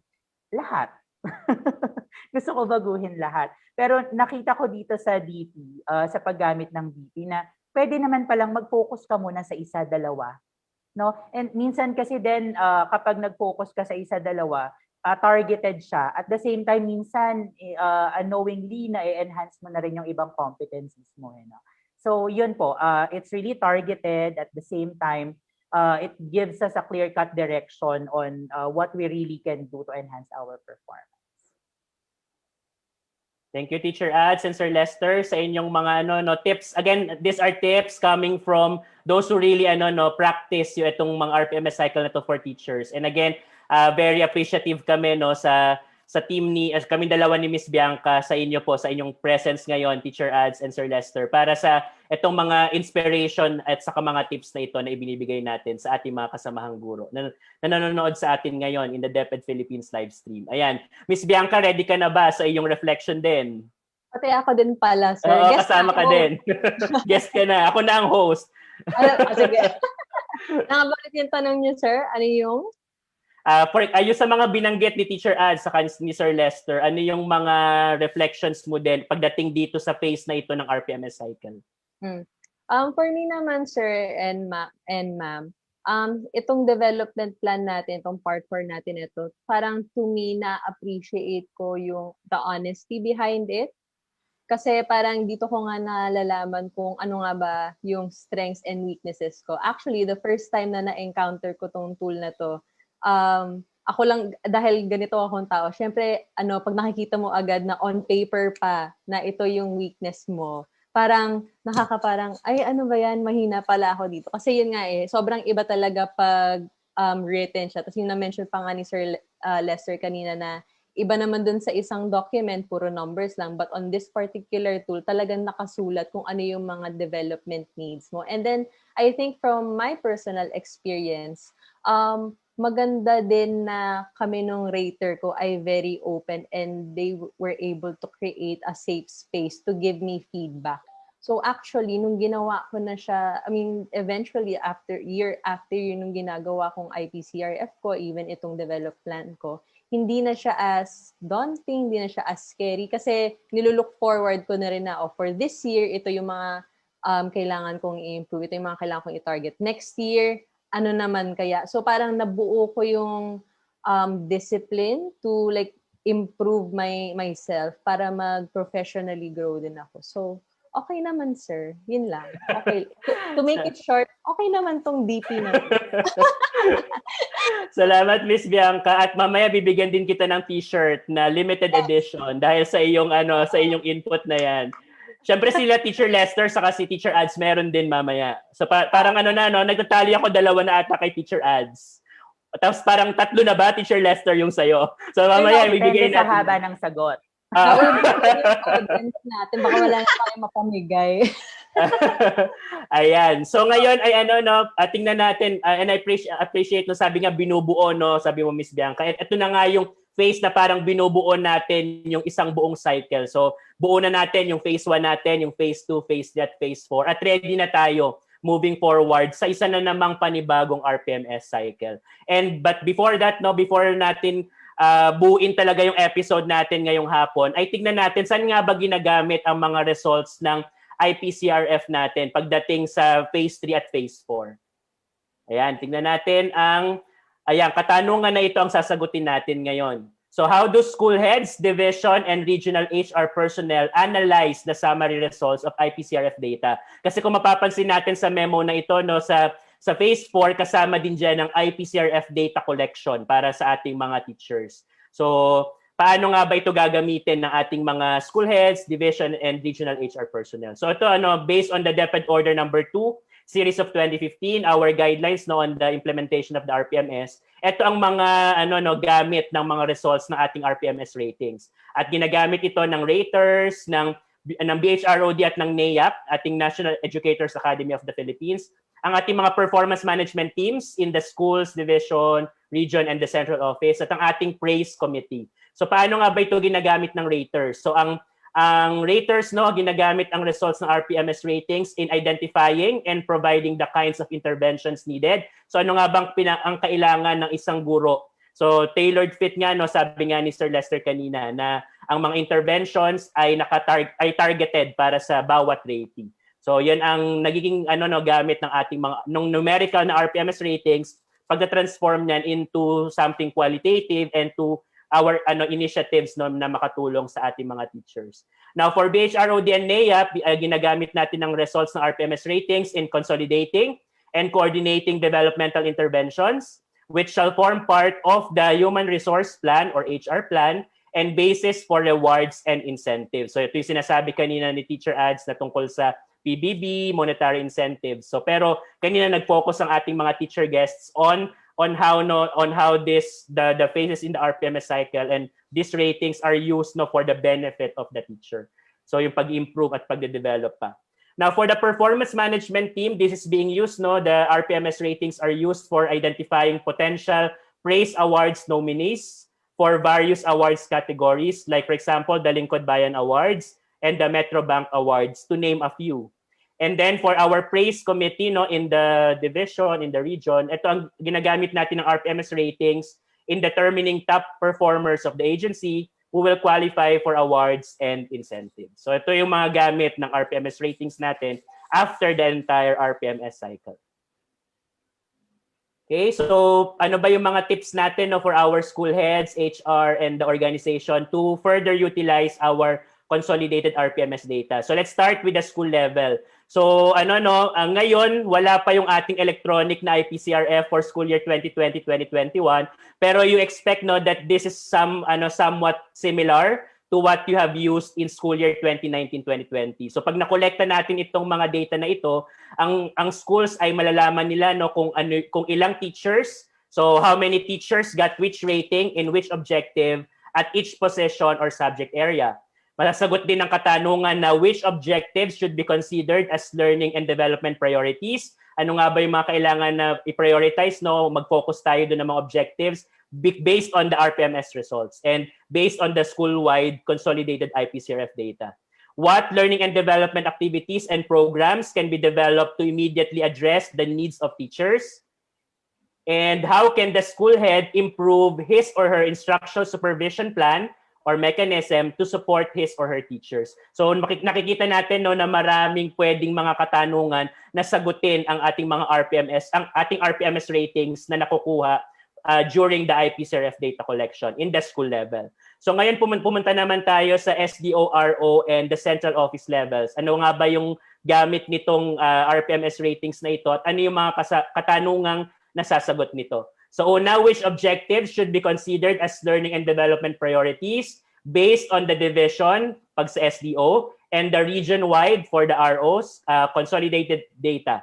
And what interventions can be provided to schools to support and improve the teachers in terms of content and pedagogy, curriculum delivery, and coaching and mentoring. So, hindi lang ito basta yung numerical na data katulad nga na sinasabi ni Sir Lester kanina. We are now making sense of the numerical data. We are trying to put it in the HR plans, in the L&D interventions para mas matulungan pa nating progress individually ang ating mga teachers.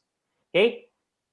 Sige, tingnan pa natin ang ayan. So nakikita nyo ngayon sa screen niyo ang parang connection between the RPMS data, the learning and development, and the professional development. So yung RPMS data natin, nakakakuha tayo dyan ng strengths, priority for development as we mentioned kanina. And also for L&D, nakukuha natin yung yung mga needs and na-analyze natin yan. And dun sa needs analysis na yon, we are doing the interventions. We are planning for the interventions and the delivery. And then for the professional development, meron tayong mga nabubuo na professional development activities and again, the rewards and incentives.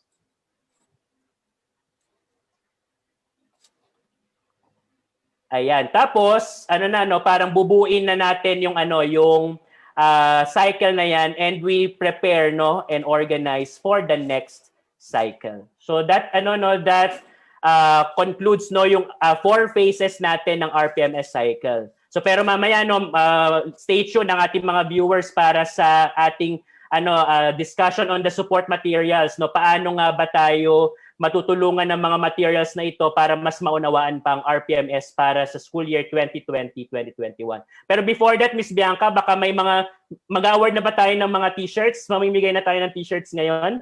Ito nga, sir, binabantayan ko na. At masayang-masaya tong dalawa nating teacher guest. Hindi naman kayo nag-send ng entry. Paano kaya? So, sa mga kasama po namin ngayon, bagong pasok, good afternoon. Welcome to episode 3 of RPMS School Year 2020-2021. Kaninang 4 po, as early as 4 o'clock, sinabihan po namin ang aming mga manonood na meron kaming pa-contest. Pero huwag kayong mag-alala kung hindi pa kayo nakakasubmit kasi open pa rin naman ang contest natin.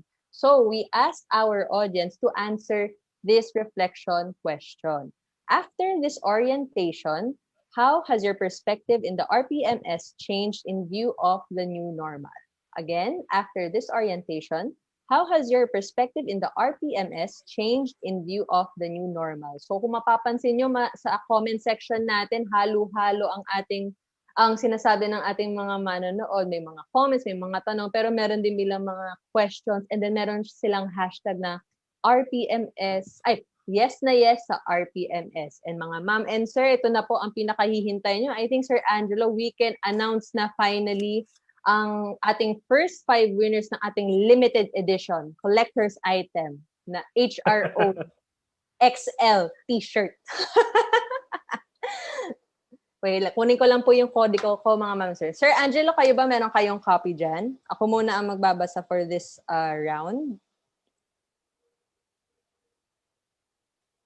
For now, Miss Bianca, ikaw muna, no? Tapos mamaya ako naman dun sa last 5 natin na na winners ng limited edition t-shirts. Limited edition talaga yan. Ano yan? Collector's item. Ito po. So meron actually, kung tinignan ko tong documentation sheet natin, Sir Angelo, and actually nakakuha na tayo ng 10. Grabe talaga yung mga audience natin. Very active, mga keyboard warriors. Yes na yes sila. Sige po. So don't worry if you're kung yung mga babasahin ko po na reflection ay biglang nawala kayo sa aming live stream, don't worry. We will contact you. So our HRDD staff will contact you regarding your t-shirt. So ngayon, Sir Angelo, ready na po ba, Teacher Lester, Teacher Ads? Para basahin kong ating first 5 entries dito sa ating best reflection. Ayan, from Miss Lani Arcoires Bautista, JCPM Elementary School, District 2, SDO, Batangas City. Ayan, si ma'am, ang sabi niya, hashtag yes na yes sa RPMS. Implementation of RPMS for school year 2020-2021 encouraged us to do more in delivering quality education in this pandemic period. At meron siyang ginawang nakalimutan ko yung tawag dito. Is it mnemonic? ng RPMS. Sabi niya, R for responsible teachers who, P, perform duties very well, M, manage time for each learners, and S, salute to all Filipino teachers. Ayan ang sabi ni Ms. Leni Bautista ng SDO Batangas. Thank you, ma'am. Next naman po, Congratulations! hindi niya po binigay yung buong pangalan niya. Initials lang. L and Naz. Good afternoon po. Reflection. Honesty, precision, timeliness, and commitment, dedication are indeed integral parts of RPMS. We educators must be both effective and efficient. Yes na yes sa RPMS. Thank you, Ma'am or Sir LN. I'm sorry. Try namin kayong hanapin para mabigay namin ng inyong t-shirt. At so far, ang ating dalawang guro na kasama natin ngayon, agree sa mga sinasabi ng ating audience members. Next naman po, ang ating third na makakakuha ng ating t-shirt and Best Reflection Award, si Ma'am Mary Lorelai Umali. Sabi niya, COVID-19 is not and will never be a hindrance to continue imparting knowledge to our students. Hence, RPMS tool serves as our guide that we are on the right track of achieving this goal. Wow, ang ganda ng sinabi naman. Do you agree, Sir Lester and Teacher Ads, na kahit pandemya, walang makakapigil sa ating mga guro? Ang ganda ng sinabi naman. Na-feel ko lang, ang ganda ng sinabi. Ito po, next, ang ating fourth entry from Miss Mylene Andal. After this orientation, my perspective became more positive. Indeed, the things we need to prepare are already with us. What we need is to gather them together and put in the appropriate objective. So wow, I think itong comment ni Ma'am medyo mas tutok dun sa mga pinag-uusapan natin, no. Talagang sinasabi niya yung PPST, all the tools that we provided is enough, and more than enough para sa kanya. So I think Sir Angelo and Teacher Lester, that's a good sign na we are doing this activity justice. Naintindihan naman po ng ating mga audience members ang itong live stream orientation natin. And lastly, ang ating entry for this batch of winners kay Miss Carmen Sanchez Cumpio. Yes na yes sa RPMS, kayang-kaya natin ma-accomplish successfully ang ating RPMS cause. We are doing it already. The good thing is that it is more attainable and tools are available at hand. Thank you, DepEd. At thank you, ma'am, kasi na-validate talaga yung pinagtrabahuan and na-appreciate din ng mga, I'm sure, ng BHROD, ng DepEd, ng RCTQ, yung mga ginawa nilang tools and policies. Di ba po, Sir Angelo? Yes, What say Miss you, Bianca, mga ma'am and sir, sa first batch ng ating mga nag-reflection? Napakaganda naman ang kanilang reflection. Serve ang t-shirt, no? Yes, very good. Excellent. Sir mode siya. Sige, later po sa ating mga manonood, we will read 5 more of the reflection entries. But kung hindi nyo nga po naabot ang sinabi namin, yung mga pipiliin po namin for today ay 30 reflection entries. So don't worry kung hindi po namin kayo matatawag this afternoon because we will only call 10 people. Yung remaining 20, we will post it and your reflection sa aming BHROD page. So stay tuned po after our activity. Kasi marami pang manonood mamayang gabi. Siyempre, we want to expand our audience, di ba po, mga ma'am and sir. Ayan. Sir Angelo, ano na ba ang next part ng ating program? Yan. Miss Bianca, katulad ng sinabi ko, no, natapos natin ang 4 phases ng RPMS cycle. Kaya ngayon, gusto nating i-inform, no, ang ating mga viewers, ating mga kasamahang guro, na meron tayong mga support materials na available for their use, for their consumption, para mas makatulong pa na unawain ang mga objectives, ang mga MOVs, at makatulong pa para ma-internalize at ma-appreciate itong mga objectives na ito in the RPMS. Yes. Tas, Ma'am Ads and Teacher Lester, familiar na po ba kayo sa ating mga RPMS-PPST Support Materials? Nakatunog na ba kayo? Nakakita na kami? Nakahawakan nyo na ba yan? Yes na yes sa RPMS. Wow! Hashtag. Isang t-shirt ulit, 4 na. Hopefully, ang ating mga audience members din ay familiar na kahit onti pa lang yung mga tools na alam nila, no? But this next session po natin, we will show you po kung ano ba yung mga available support materials that we can provide you para magawa po natin ng tama itong ating RPMS, especially for school year 2020 and 2021. Game na po ba? Ako na pala to. Pahinga ka muna, Sir Jello. Yes. Baka ma-Sir Kaloy tayo. Tapos ako na ang guest mamaya, tatanungin mo din ako mamaya. Ikaw lang maningat mamaya. Sige po. Ayan. So, to all our audience members, we are now at the final part of our presentation. So, kanina pinag-usapan na natin with Sir Jello yung phase 3 and phase 4 ng ating RPMS cycle. But hindi pa tayo tapos. We will still discuss with you, or we will show with you kung ano ba yung mga available materials that we can provide you, no? Especially in terms of RPMS and PPST. So, ano po ba itong mga materials na to? So the Department of Education is committed to support you, our teachers, in continuing your professional development. And it is through these support materials that we contribute to this commitment. So, ayun po mga ladies and gentlemen, ang commitment po lang naman namin ay kayo. Kayong aming mga guro, kayong aming mga personnel sa department.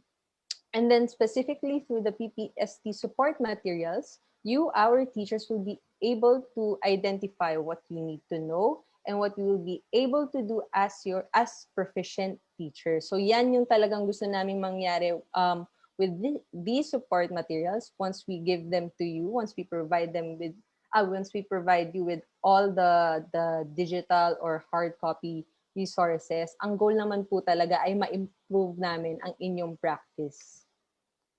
So ano po ba yung mga klase ng PPST support materials that we have? We have two kinds. Ito ang print or ang non-print. When we say print po, ito po ang ating 24 PPST modules that are aligned to the Proficient Career Stage Indicators. Yes, you heard that correct. 24 po ang ating modules. Huwag kayong mag-alala, hindi siya makapal. Very easy to carry, easy to read siya. And all are available for free and ibibigay po namin sa inyo yan through our link after our activity. Ang next naman po natin na support material ay non-print or ang ating mga videos of practice. So in the next few slides later, we will present to you kung ano ba itong mga videos of practice na ginawa namin para sa inyo. So ito po ang 24 PPST modules na tinutukoy namin. I'm sure some of you or maybe a lot of you have already seen this, have already have a copy of this. And then these 24 modules that are corresponding to the 24 out of the 37 PPST indicators that we have. And specifically for SY 2020-2021, 10 out of the 24 modules po correspond to the 10 RPMS objectives. Pero, disclaimer lang po mga ma'am and sir, for our objective 5, ito po ay walang module. Okay? But for the rest of the objectives, we will give you a complete set of these 24 indicators. And then for the following year, for our next school year, tatapusin po natin ito and provide you with all 37 PPST modules. Ayan, what can you, our teachers, expect to find in each module? Makikita nyo po doon that for each module, it will discuss a specific indicator. It will define key concepts para align ang terminologies natin sa RPMS-PPST. And also, it will provide you with relevant illustrations of practice that may help you understand how to attain each indicator. So, ayan po mga ma'am, sir. So, kung meron na tayong module, the print version, of course, we will also provide you with the videos of practice. Ano po ba itong mga videos of practice na sinasabi namin? First, they tell and show kung ano po ba yung mga klase ng good teaching practices na experience ng iba pa nating kasama sa ating workforce. The teaching practices shown are also suggestive and non-prescriptive. Of course, we also considered na hindi naman po lahat tayo ay nasa pare-parehong sitwasyon or konteksto. So all the materials po, especially dito sa videos, yung mga ipapakita na best practices ng ating teacher are not necessarily fit for your context. No? So they are just suggestive but not non-prescriptive. Also, these videos of practice may guide our DepEd teachers on their quest for professional advancement with increasing levels of knowledge, practice, and professional engagement. And also, lastly, the videos support self-reflection and provide access to observation of proficient teachers' practice anytime, anywhere. So itong mga videos po, ma'am and sir, you can download it through our link, and then you can access it anytime, anywhere in the Philippines. And you can even share it po sa inyong mga LAC sessions with your other co-teachers. So ayan po yung dalawa nating PPST support materials. Ito po pa pala, for the PPST videos of practice, I mentioned kanina that we will provide you with 5 videos. And each video has a corresponding indicator sa ating PPST. So pasadahan lang po natin. Hopefully, hindi ako masirkaloy dito, no? Para clear po sa ating lahat at same page tayo. Ang video 1 po natin focuses on indicator 1.4.2 or the use of a range of teaching strategies that enhance learner achievement in literacy and numeracy skills. Video 2, 1.5.2 is about the apply a range of teaching strategies to develop critical and creative thinking as well as other higher order thinking skills. And ang ating video 3 naman, ang indicator 2.3.2 or ang managed classroom structure to engage learners individually or in groups in meaningful exploration, discovery, and hands-on activities within a range of physical learning environments. Hinga. Ayan. Kaya naman po. So, ayan po ang first 3 videos natin. Mga ma'am and sir, in particular po for video 2, ang ating 1.5.2, you can actually use it for school year 2020 to 2021. I'm talking to our teacher 1 and teacher 3. Itong pong video 2 natin, this can be applicable for itong school year na tinutukoy natin, which is the 2020-2021. So, pakinote po yon. And then ito pong last videos natin, video 4 on 3.1.2 or the use of differentiated developmentally appropriate learning experiences to address learners' gender, needs, strengths, interests, and experiences. And lastly, ang video 5 natin, 4.5.2, select, develop, organize, and use appropriate teaching and learning resources, including ICT, to address learning goals. So, ayan po ang 5 videos natin. And also, similar with video 2, ang ating video 5 din po ay applicable for our school year 2020-2021 for our teachers 1, 2, 3. So, ayan po ang ating PPST support materials. You have your 24 modules and then you have your 5 videos of practice which you can use for free, which you can download sa ating link, which you can access at the end of this activity. Wala pong bayad yan mga ma'am sir. Yan po ay ginawa para sa inyo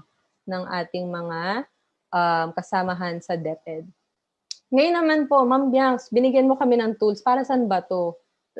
How can this help me understand the PPST further, no? So, syempre hindi naman po kami magbibigay sa inyo ng materials nang wala lang. Of course, may may ambag yan sa gagawin nyo as our teachers. So, the teaching practices shown are illustrative and instructive information. They are aligned to the 24 indicators that are found in the PPST RPMS. So, na-mention ko na po ito kanina when I discussed the 24 modules as well as the 5 videos na lahat po nun, per module and per video, meron yung kaakibat na indicator sa ating standards.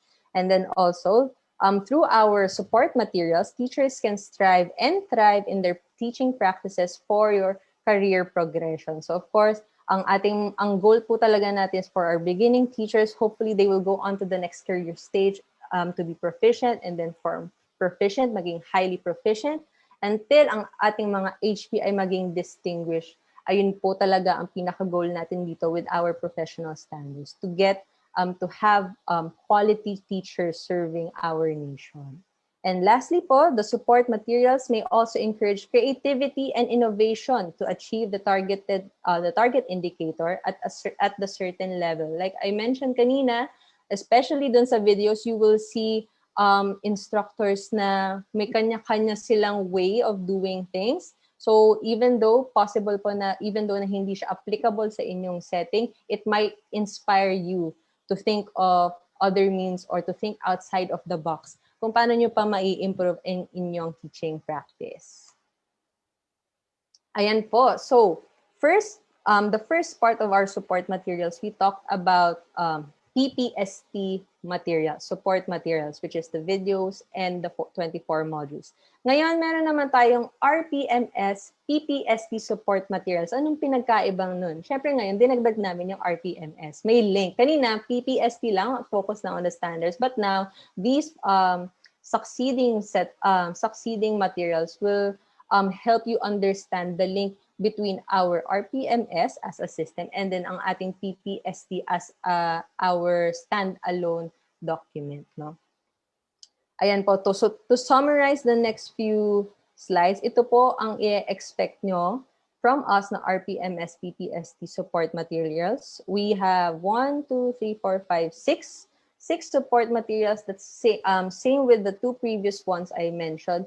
Will be included sa ating Google Drive link. So, isa-isahin po natin briefly ang mga materials na ito. Ayan po. So, I'm sure all of you have encountered this or have seen this document. Ito ang ating RPMS manual. We currently have 2 versions, the blue one, which is the 2018 version, and the green one, which is the 2019 version. Ngayon po, para Ms. Bianx, anong difference nung dalawa? Bakit meron tayong dalawang RPMS manual? So, noong 2018 po, itong blue na RPMS manual natin, meron siyang kasamang supplemental document. Meaning, dito po sa ating blue manual, nung binaba natin to, nakakita na agad ang aming team ng mga kailangan i-amend, kailangan i-update na provisions within the manual. So, we included that supplemental document para ma-address na po yung mga discrepancies na yon. And then, for the green one po, this is actually the updated version, pero na-address lang niya yung discrepancies that was mentioned dito sa ating 2018 version ng manual. So, don't worry po kung kayo ay wala pang green, at as long as you have that blue manual with the supplemental document, same lang po yung information na makukuha nyo. Or kung wala naman kayong blue pero meron din kayong green manual, that's okay too. Pero kung meron din pala kayong pareho, okay lang din yun. Mas marami pa kayong mapapahiram na RPMS manual sa inyong school or sa inyong office, no? Ayan. Next naman po na ating support material ay ang IPCRF Data Collection and Consolidation Guide. So for 2019, if you remember, ang aming team ay humingi ng inyong mga IPCRF data. And Sir Angelo, ano nga po ba ang update natin dito sa ating EIPCRF?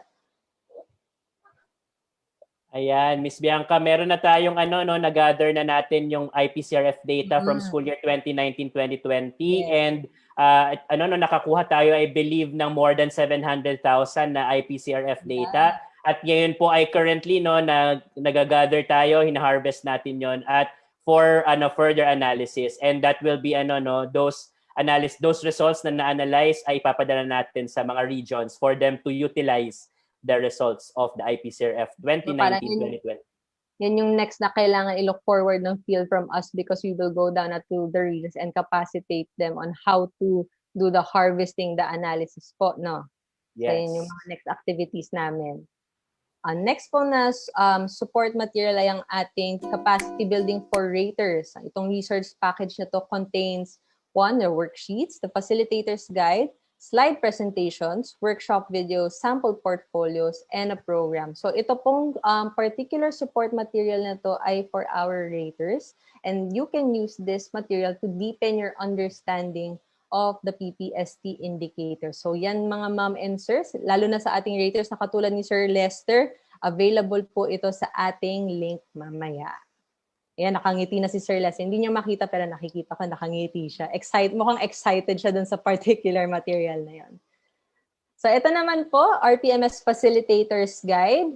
Usually po, itong guide na ito ay ginagamit ng ating trainers, especially when they orient new teachers in the service. But we wanted to show this to you kasi ang nakita nga namin sa aming audience ay hindi lang naman teachers ang aming scope, no? Marami din pong iba't ibang personnel sa DepEd ang nanonood namin show. So, for your information, we also have this facilitators guide na to me, kahit hindi rin po ako trainer, nung inaaral ko actually yung RPMS, okay tong guide na to. As in, aside from, of course, your DepEd orders and your other support materials, na mas naintindihan ko din kung paano ba nating ginagawa ang RPMS sa DepEd. So ito ano to, binavouch ko siya. Wow. May recommendation ako dito sa guide. Ito, fresh na fresh ang ating electronic self-assessment tool guides. Pinesent po natin to in our previous episodes. And pinesent din siya ni Sir Angelo sa ating recap last episode 2, if I'm not mistaken. And as mentioned by him earlier, meron na po tayong mga teachers or mga personnel na ina-access itong ESAT natin. And lastly, ito dinagdag lang po namin, we consider this as support material for school year 2020-2021. Ito po ang ating DepEd Memorandum PHROD 2021-0010 or ang RPMS in the time of COVID. So ito po ang ating main document na iniikutan ngayon for our 3 episodes. So this is available sa ating Google link, and also this was sent to all the regional offices and SDOs for your reference. At syempre, bonus plug na rin po, shameless plug sa aking bureau, dahil we are talking about what kind of support we can provide for you. Syempre, in-include namin ang aming DepEd BHROD Facebook page. Currently, parang siya yung tumatayo na help desk namin, no? So sa bureau, not just for RPMS, but for your human resource and org development concern. So habang wala pa tayong official na RPMS help desk, dito po muna tayo mga ma'am and sir mag-message sa BHROD Facebook page, and someone will reply to you as soon as possible for any of your HROD concerns. Ayun. Parang feeling ko mas mahaba pa rin yung kay Sir Jello, pero feel ko yung pagod. Ang dami kong show and tell dun sa mga support materials. Pero syempre, walang tatalo kay Sir Kaloy kahapon. Siya pa rin ang winner after the 3 episodes. Kasi ilang indicators yung binasa niya, tapos magkakasunod pa. Pero hopefully, mga ma'am and sir, we were able to show and explain to you po, no, lahat the materials that you need, all the tools, and na-clear namin yung processes that you need for each phase nitong ating RPMS. Sir Angelo, ano po ang next part natin? Mukhang natapos na tayo, Teacher Az, Teacher Lester. Yay! Meron pa ba tayong Friday na ba ngayon? Happy weekend ba ito? Parang happy weekend na yung feeling, pero hindi pa po tapos ang ating discussion. Marami pa kami actually announcement later, and meron pa kami ipapakilala ng mga bagong guest. So, hindi lang sila yung guest namin, mga ma'am and sir. But before that, Teacher Az and Teacher Lester, ano po, what say you dun sa ating mga support materials? If I'm not mistaken, I mentioned 9. So, yung 24 modules, yung videos, yung ESAT guide, our IPCRF data gathering tool, our RPMS manual, our facilitators guide, ano pa? Wait lang. Our supplemental document, the RPMS in the time of COVID, and then our BHROD page. I'm missing something, Sir Angelo. Pero for sure, nakuha ng lahat ng viewers natin yung lahat ng mga yung mga support materials, no, for PPST and for RPMS. At alam ko marami pa tayong viewers hanggang ngayon, kaya alam ko naintindihan nila, no, na RCTQ, BHROD, and the entire DepEd ay talagang gumawa ng mga support materials na ito para magamit na ating mga kasamang mga guro para sa para sa RPMS of 2020-2021. Ay sir, naalala ko na ito pa naman sinabi. Ano yun? Capacity building for raters para kay ayun. teacher, mga master teacher. So, memorize ko siya. So, Bakit ko pa naman yan? Inihintay mo pala akong sabihin, sir. Sige po, Teacher Lester, baka you can start. Parang, ano sa tingin nyo? Masyado bang marami? Medyo overkill ba ang mga support materials natin? Or, parang nothing is too much, no? When it comes to support. Tingin ko pa naman po, no, tamang-tama ang timpla. I mean, kung pag-uusapan natin yung iba't ibang phases ng RPMS cycle, talagang may mahuhugot ka. Ibig kong sabihin, hindi siya designated lang sa isang phase, but every step of the way. In fact, even in my own practice, no, kapag tayo po ay natatanong kung ano ba yung gagawin dito, for example, sa ESAT, paano siya ipafacilitate, paano yung data collection, hindi rin naman ako muhugot ng sagot sa sarili ko, no? I always refer to these supplementary materials. In fact, even support materials rather, even sa ating mga LAC sessions, no, nagagamit po natin yung mga videos of practice and resource package. So, salamat, DepEd! Thank you din, Sir Lester. Kaya naman, Teacher Ads. Siguro, Ma'am Bianx, wala namang sobra sa mga support na ganyan. Pero, tsaka lahat yan helpful, syempre. Ginawa yan, pinag-isipan at hindi naman natapos yun overnight. Pero honestly, sa side ko, bilang teacher, hindi ko naman po yan nababasa lahat or nagagamit lahat. Kasi busy rin naman po ang mga teachers, di ba? Naiintindihan po natin yan. Pero kapag kailangan lang, doon, pwede naming hugutin anytime. At syempre ako, meron akong personal favorite dyan. Ang paborito ko, yung classroom observation tool at resource package. Kasi yung dalawa na yan yung nagagamit ko talaga pagdating sa classroom observation. So pag magpapa-observe ako, titingin ako sa classroom observation tool kung matatarget ko ng, for example, level 7, titingin ako doon. Pag di ko pa rin naintindihan, pupunta na ako kay resource package. Pag di ko pa rin naintindihan, pupunta ako sa Teacher Ads channel. Ay, hindi ba? Charot. Simula na. Gusto ko yun, nasingit niya pa yun. Support galing, material diba? si Teacher Ads channel. Nalulusot ko pa rin no? Pero hindi, usually, naiintindihan na rin naman after siya basahin. So, napaplano ko na yung lesson ko for observation using those tools. At thank you very much kasi merong mga ganong tools na hindi ka ililigaw kapag ikaw ay nawawala na. So, thank you very much for those.